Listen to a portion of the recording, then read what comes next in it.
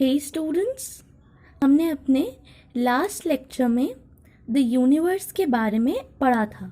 हमने यूनिवर्स का introduction complete किया था, राइट? अब हम अपने आज के लेक्चर में स्टार्स कंटिन्यू करने वाले हैं। ओके, इससे पहले आपको आपकी नोटबुक वर्क के लिए गाइडलाइन दे दूँ। आप सबको एक न्यू नोटबुक बनानी है जिसमें लेक्चर के दौरान जो मैं इम्पॉर्टेंट पॉइंट्स डिस्कस करूँगी वो सारे इम्पॉर्टेंट पॉइंट्स आपको नोट करने हैं, right? For example, this is the new page of your fresh notebook. तो यहाँ पे आप चैप्टर का नेम डालोगे, चैप्टर 14 द यूनिवर्स। उसके बाद साइड में मार्जिन में आप लेक्चर 1 डालोगे एंड फिर वहाँ पे स्टार्स बना के अपने इंपॉर्टेंट पॉइंट्स लिखोगे। ऐसे ही लेक्चर 2 डालोगे एंड आज जो मैं पॉइंट डिस्कस कराऊंगी वो लिखोगे, ठीक है? अपनी नोटबुक मेंटेन करना मत भूलना, इसमें बिल्कुल भी लापरवाही मत करना, बिकॉज आपके मार्क्स भी इस पर डिपेंड करेंगे। एंड रैंडमली मैं किसी भी दिन ग्रुप में बोल दूंगी कि मुझे इस पर्टिकुलर बच्चे की नोटबुक चाहिए। तो let's move on with stars. बच्चों, स्टार्स क्या होते हैं? जो हमारे यूनिवर्स में सेल्फ ल्यूमिनस बॉडीज होती हैं, मीन्स जिनके पास खुद की लाइट होती है, उन्हें हम स्टार्स कहते हैं। अब ये खुद की लाइट कहाँ से आती है? It comes from burning of hot gases. आप हायर क्लासेस में पढ़ोगे, ये gases mostly hydrogen and helium होती हैं। तो ये gases through the process of nuclear fusion, ये भी आपका आगे का कॉन्सेप्ट है, इस पर ध्यान मत दो।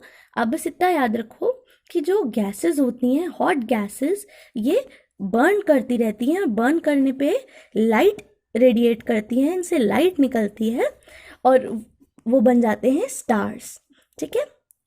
आगे पढ़ते हैं बच्चों। अब आपको पता होगा कि हमारा सन भी एक स्टार है।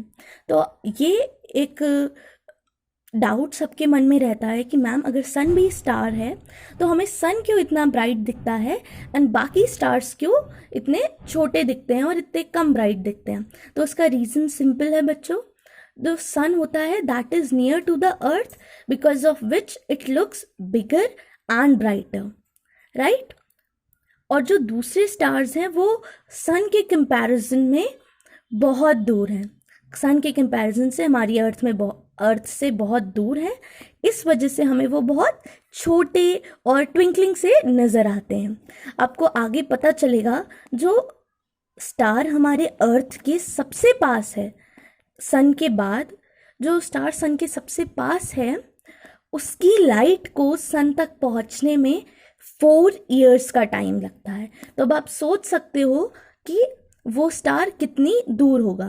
तो सिंपली क्योंकि हमारा सन हमारी अर्थ से बहुत पास है, इस वजह से हमें वो बड़ा दिखता है comparatively to the other stars, ठीक है?